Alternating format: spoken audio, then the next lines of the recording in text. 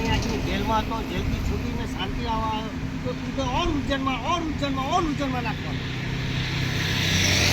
જો હજાર તને ખબર જ છે સારા માણસોને દુઃખી થવું જ પડે અને તું એ તો જોઈ દીધા આ દુષ્ટોના કારનામાં.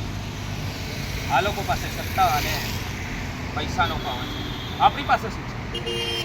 નથી પૈસા નથી પાવર છે. આવા રાજકીય ગુંડાઓ અને આવા રાક્ષસોને પાઠ ભણાવવો જ પડશે અને એના માટે મારે કંઈ જ પણ કરવું પડે હું કરવા તૈયાર છું. તું મારી સાથે છે કે નહીં એ બોલ. હું તારે